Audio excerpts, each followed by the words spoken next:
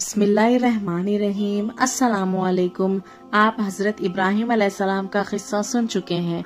हज़रत यूसुफ अलैहिस्सलाम हज़रत याकूब अलैहिस्सलाम के छोटे बेटे थे और याकूब अलैहिस्सलाम हज़रत इब्राहिम अलैहिस्सलाम के पोते थे।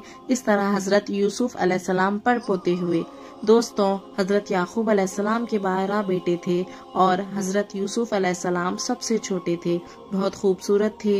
हज़रत याकूब अलैहिस्सलाम इनको बहुत चाहते थे। हज़रत यूसुफ अलैहिस्सलाम ने एक ख्वाब में देखा कि 11 सितारे, चांद और सूरज मुझे सजदा कर रहे हैं। उन्होंने ये ख्वाब अपने बाप को बताया। बाप ने हज़रत यूसुफ अलैहिस्सलाम को मना कर दिया कि ये ख्वाब अपने सौतेले भाइयों को ना बताए। हज़रत यूसुफ अलैहिस्सलाम के सौतेले भाइयों ने मिलकर मशवरा किया कि हमारे अब्बा जान यूसुफ को बहुत चाहते हैं और हमको उतना नहीं चाहते, इसलिए यूसुफ अलैहिस्सलाम को जान से मार दिया जाए। लेकिन इनमें से एक ने कहा कि जान से मत मारो, बल्कि यूसुफ को ऐसे कुएं में फेंक दो जिसमें पानी ना हो। सब ने मिलकर ये बात तय कर ली। ये सब भाई अपने बाप के पास आए और कहा कि आप यूसुफ को हमारे साथ खेलने के लिए भेज दें। इनके वालिद हजरत याकूब अलैहिस्सलाम ने कहा कि मुझे डर है कि कहीं तुम खेल में लग जाओ और कहीं कोई भेड़िया जंगल में इसको खा जाए। भाइयों ने कहा कि हम एक ताकतवर जमात हैं, ऐसा कैसे हो सकता है। आखिर हजरत याकूब अलैहिस्सलाम ने हजरत यूसुफ अलैहिस्सलाम को भाइयों के साथ भेज दिया। भाइयों ने इनको साथ ले जाकर एक अंधेरे कुएं में फेंक दिया और रात को रोते हुए घर वापस आए और कहा कि अब्बा जान, हम आपस में दौड़ लगा रहे थे और यूसुफ हमारे सामान के पास बैठा था कि एक भेड़िया आया और इसको खा गया। सबूत के लिए एक कुर्ता खून लगाकर बाप को दिखाया। बूढ़े बाप क्या करते, सब्र किया और खामोश हो गए, लेकिन बेटे की जुदाई में रोते रहे। जिस कुएं में हजरत यूसुफ अलैहिस्सलाम को फेंका था, इसके करीब ही एक काफिला आया और उन्होंने पानी निकालने के लिए डोर कुएं में डाला। देखा कि एक खूबसूरत लड़का कुएं में है। इनको बाहर निकाल लिया और जब काफिला मिस्र पहुंचा तो वहां पर मिस्र के बादशाह इन काफिले वालों को थोड़ी सी कीमत देकर खरीद लिया और अपनी बीवी जुलेखा से कहा कि इसको पालो, हो सकता है कि हम इसको अपना बेटा बना लें। तो दोस्तों, हजरत यूसुफ अलैहिस्सलाम जवान हो गए। इनकी खूबसूरती, वजाहत व अक्लमंदी और बढ़ गई। जुलेखा अजीज मिस्र की बीवी इन पर फरीफाता हो गई और इनको इनके नफ्स की जानिब से फिसलाने लगी। एक रोज इसने कमरे के सारे दरवाजे बंद कर दिए। हजरत यूसुफ अलैहिस्सलाम ने ये हालत देखी तो खुदा से पनाह मांगी और दरवाजे की तरफ भागे। जुलेखा ने पीछे से आपकी कमीज पकड़ ली, जिससे कमीज फट गई। इस वक्त अजीज मिस्र यानी जुलेखा का शौहर भी दरवाजे पर आ गया। जुलेखा ने उल्टा इल्जाम हजरत यूसुफ अलैहिस्सलाम पर लगाया और अपने खाविंद से कहा कि ये शख्स तेरी बीवी की बेआबरूई करना चाहता था, जिसकी सजा इसको मिलनी चाहिए। हजरत यूसुफ अलैहिस्सलाम ने कहा, मैं बेगुनाह हूँ, बल्कि ये औरत मुझे फिसलाने की कोशिश कर रही थी, मगर खुदा ने मुझको इससे बचा लिया। आखिर ये मामला काजी के पास पेश हुआ। काजी ने हजरत यूसुफ अलैहिस्सलाम से सफाई के लिए गवाह तलब किए।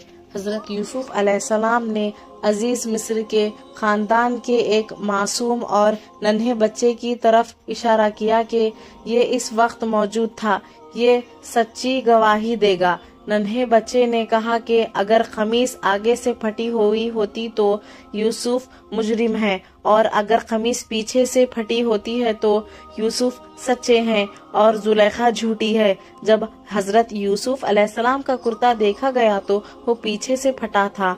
अजीज मिस्री ने हजरत यूसुफ अलैहिस्सलाम से कहा कि इस बात को जाने दो और जुलेखा से कहा कि तू मुआफी मांग, हकीकत में तू ही कसूरवार है।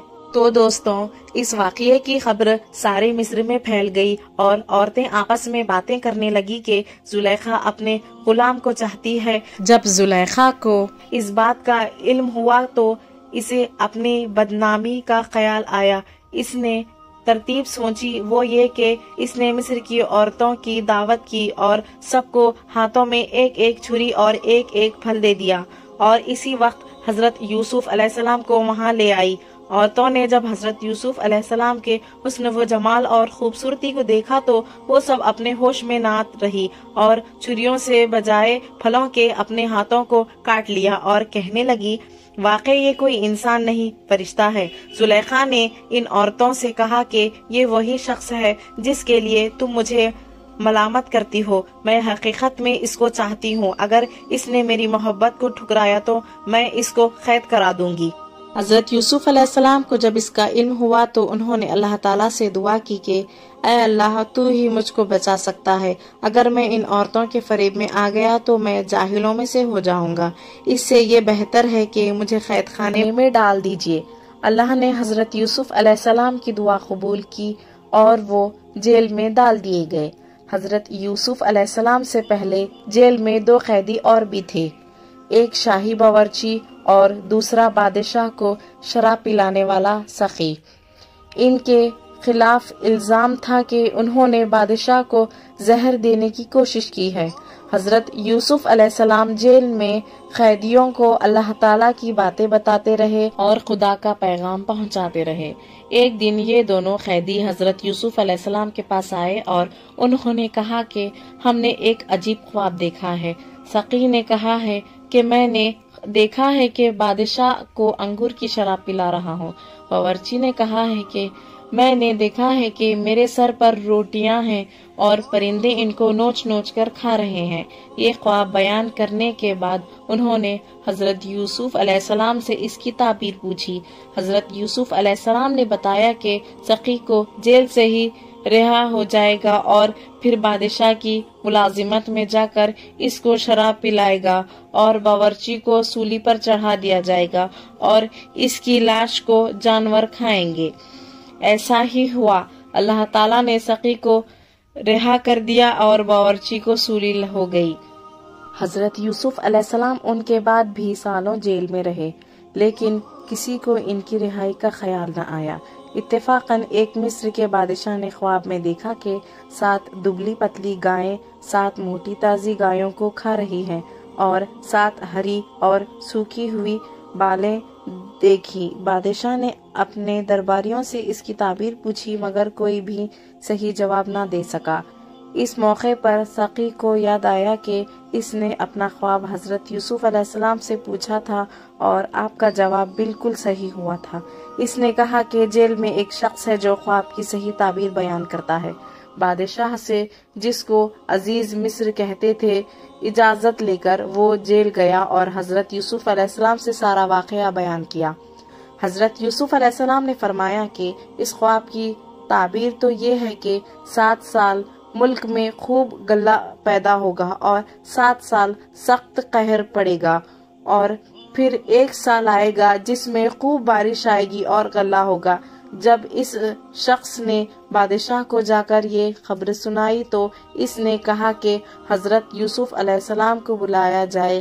جب وہ دوبارہ حضرت یوسف علیہ السلام کے پاس گیا اور بادشاہ کا پیغام سنایا تو آپ نے فرمایا، ان عورتوں کا کیا حال ہے جنہوں نے اپنے ہاتھ کاٹ لیے تھے، بے شک میرا رب ان کے مکرو و فریب سے واقف ہے۔ بادشاہ نے ان عورتوں کو بلا کر پوچھا تو انہوں نے کہا کہ ہم نے حضرت یوسف میں کوئی برائی نہیں دیکھی۔ یہ دیکھ کر زلیخا بھی بولی کہ اب جب کہ حق ظاہر ہو گیا ہے، سچ بات یہ ہے کہ میں نے ہی حضرت یوسف علیہ السلام کو ورغلایا تھا اور وہ بالکل سچا ہے۔ تو دوستوں، حضرت یوسف علیہ السلام جب جیل سے رہا ہو گئے تو بادشاہ نے حکم دیا کہ یوسف کو عزت کے ساتھ بلایا جائے، میں شاہی خدمت ان کے سپرد کروں گا۔ حضرت یوسف علیہ السلام آئے اور بادشاہ سے بات چیت ہوئی۔ حضرت یوسف نے کہا کہ مجھ کو شاہی خزانے کا وزیر مقرر کیجیے، میں اس کی بہتر حفاظت کروں گا۔ بادشاہ نے منظور کیا اور انہیں شاہی خزانے کا وزیر مقرر کر دیا۔ آخر کار وہ قحط کا زمانہ آ گیا جس کا بادشاہ نے خواب میں دیکھا تھا، اور اس کا اثر اس جگہ بھی پہنچا جہاں حضرت یوسف علیہ السلام کے والد اور بھائی بھی رہتے تھے۔ چنانچہ حضرت یعقوب علیہ السلام نے اپنے بیٹوں کو غلہ لانے کے لیے مصر میں حضرت یوسف علیہ السلام کے پاس بھیجا۔ जब हजरत यूसुफ अलैहिस्सलाम के भाई आए तो हजरत यूसुफ अलैहिस्सलाम ने इनको पहचान लिया और भाई हजरत यूसुफ अलैहिस्सलाम को नहीं पहचान सके। हजरत यूसुफ ने इनको गल्ला दिया और कहा कि अगली दफा आओ तो अपने दूसरे भाई को भी साथ लेकर आना, वरना मैं तुमको गल्ला नहीं दूंगा। और अपने मुलाजिमों से कह दिया कि जो कीमत इन्होंने गल्ले की दी है वो भी चुपके से इनके सामान में रख दो ताकि वो फिर मिस्र आए। जब ये लोग अपने शहर कनान पहुंचे तो अपने बाप हजरत याकूब अलैहिस्सलाम से कहा कि अब्बा जान, अब के हमारे साथ भाई को भी भेजिए, वरना हमको गला नहीं मिलेगा और हम इसकी खूब हिफाजत करेंगे। जब इन्होंने अपना असबाब खोला और इसमें सारी रकम देखी, देखकर बहुत खुश हुए। फिर बाप से कहा कि देखिए, शाही मिस्र ने हमारी रकम भी वापस कर दी है, आप हमारे साथ भाई को जरूर कर दें, हम खूब हिफाजत करेंगे और हमको सामान भी ज्यादा मिलेगा। हजरत याकूब अलैहिस्सलाम ने कहा कि जब तक तुम अल्लाह के अहद मुझको ना दो कि इसकी हिफाजत करोगे और इसको सबके साथ रखोगे, इस वक्त तक मैं इसको तुम्हारे साथ नहीं भेजूंगा। आखिरकार सब भाइयों ने अहद किया। हजरत याकूब अलैहिस्सलाम ने इनको नसीहत की कि तुम सब एक दरवाजे से दाखिल मत होना। आखिर जब ये सब अलहदा दरवाजों से दाखिल हुए तो हजरत यूसुफ अलैहिस्सलाम अपने सगे भाई यमीन को बताया कि मैं तुम्हारा सगा भाई हूँ और मैं तुमको अपने पास रखूंगा। आखिर जब इन सब का सामान तैयार हो गया तो हजरत यूसुफ अलैहिस्सलाम ने अपना एक बर्तन अपने सगे भाई के सामान में चुपके से रखवा दिया और ऐलान हुआ कि शाही कटोरा गुम हो गया है, जिसने लिया है वो दे दे, इसको एक ऊंट गल्ला इनाम दिया जाएगा। सब भाइयों ने इनकार किया। बादशाह के आदमियों ने कहा कि जिसके सामान से निकले इसको रोक रखे, इसकी यही सजा है, हमारे मुल्क का भी यही कानून है। फिर तमाम भाइयों की तलाशी ली गई। आखिर यमीन के सामान में वो कटोरा निकला। इस तरह हजरत यूसुफ अलैहिस्सलाम अपने भाई यमीन को अपने पास रोक लिया। भाइयों ने देखा तो कहने लगे, इसका भाई भी चोर था। हजरत यूसुफ अलैहिस्सलाम ने सब कुछ सुना और खामोश रहे। अब सब भाइयों ने मिलकर हजरत यूसुफ अलैहिस्सलाम से दरख्वास्त की कि इसका बाप बहुत बूढ़ा है, इस पर रहम खाकर इसे छोड़ दीजिए और इसकी जगह हम में से किसी को पकड़ लीजिए। हजरत यूसुफ अलैहिस्सलाम ने फरमाया, अल्लाह की पनाह, जो चोर को छोड़कर बेगुनाह को पकड़ लो। जब ये लोग बिल्कुल मायूस हो गए तो सब ने मिलकर मशवरा किया कि अब क्या करना चाहिए। तो सबसे बड़े ने कहा, तुमने अल्लाह की कसम खाकर अपने बाप को यकीन दिलाया था कि इसको जरूर वापस लाओगे। फिर यूसुफ के साथ हमने जो हरकतें की वो तुमसे छुपी नहीं, इसलिए मेरी तो हिम्मत नहीं कि बाप को मुंह दिखाने या खुद हाजिर होने की इजाजत दे, या अल्लाह कोई दूसरी सूरत पैदा कर दे। और बात है, तुम लोग जाओ और जो कुछ हुआ है ठीक ठीक अपने वालिद से बयान कर दो। अगर वो तसल्ली करना चाहे तो इस गांव के लोगों से पूछ ले कि जहां हम ठहरे थे और इस काफिले से मालूम कर ले जिसके साथ हम आए हैं। इस मशवरे के बाद ये लोग घर पहुंचे और वालिद साहब को सब किस्सा सुनाया। इन्होंने सुनते ही फरमाया, तुम्हारे दिलों ने ये बात गढ़ ली है, बहरहाल सब्र अच्छा है, उम्मीद है कि अल्लाह हम सबको एक जगह जमा करेगा। वही खूब जानता है कि ये क्या हो रहा है। और इनसे दूसरी तरफ रुख कर लिया। हजरत यूसुफ अलैहिस्सलाम के गम से इनकी आंखें सफेद हो गई थी। यूसुफ के भाइयों ने कहा, अब्बा जान, आप तो यूसुफ को याद करते हुए घुल जाएंगे और जान दे देंगे। इन्होंने फरमाया, मैं तो अपनी शिकायत अल्लाह से करता हूँ और मैं ऐसी बातें जानता हूँ जिनकी तुम्हें खबर नहीं। जाओ यूसुफ और इसके भाई को तलाश करो, वो मिस्र में ही कहीं न कहीं मिल जाएंगे। अल्लाह की रहमत से नाउमीद होने की कोई वजह नहीं।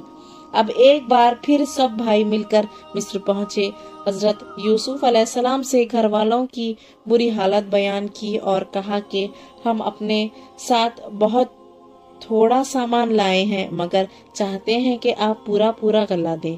حضرت یوسف نے اپنے گھر کا یہ حال سنا تو بےتاب ہو گئے، ان سے رہا نہ گیا اور انہوں نے اپنے بھائیوں سے کہا، تم جانتے ہو کہ تم یوسف اور اس کے بھائی کے ساتھ کیا کیے ہوئے؟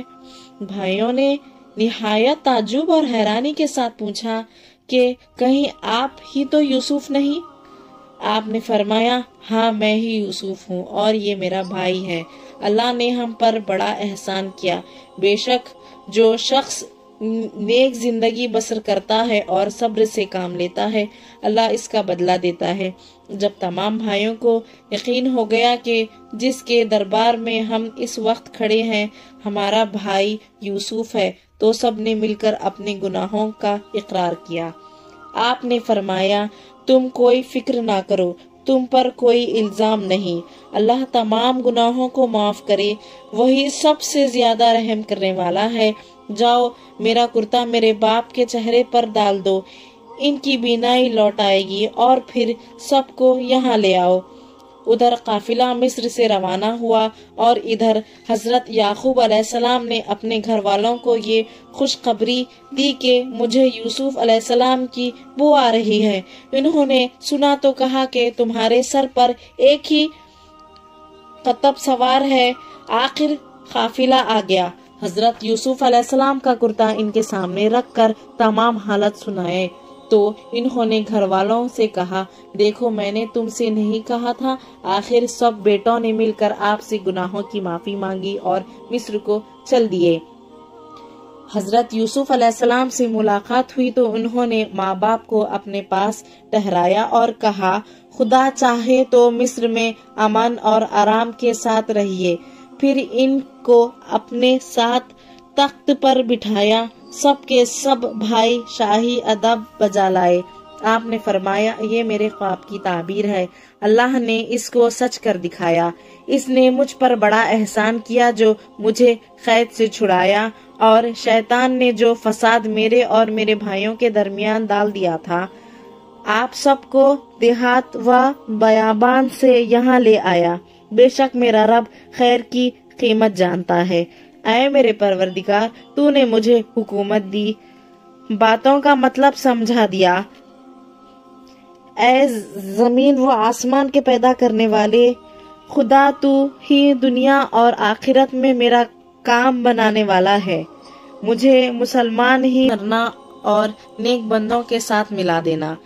غرض ایک عرصہ تک حضرت یوسف علیہ السلام اللہ کے بتائے ہوئے قانون کے مطابق مصر میں حکومت کرتے رہے، لوگوں کو اللہ کی طرف بلاتے رہے، برائیوں سے روکتے رہے، بھلائیوں کو پھیلاتے رہے، ملک مصر کو اچھائیوں سے بھر دیا اور بالآخر اللہ کے پاس چلے گئے، یعنی آپ کی وفات ہو گئی اور آپ مصر میں دفن ہیں۔ حضرت یوسف علیہ السلام کو بھائیوں کی وجہ سے کیسی کیسی تکلیفیں اٹھانی پڑی، اندھیرے کنویں میں رہے، غلام بنے، جیل خانے میں رہے، لیکن جب یہ سب اللہ کی آزمائش پوری ہو گئی اور اللہ پاک نے ان کو مصر کا بادشاہ بنا دیا تو بھائیوں سے کوئی بدلہ نہیں لیا، بلکہ اللہ تعالیٰ سے ان کی گناہوں کی معافی کے لیے دعا کی اور خود بھی معاف کر دیا۔ بھائیوں کے ساتھ یہی کرنا چاہیے۔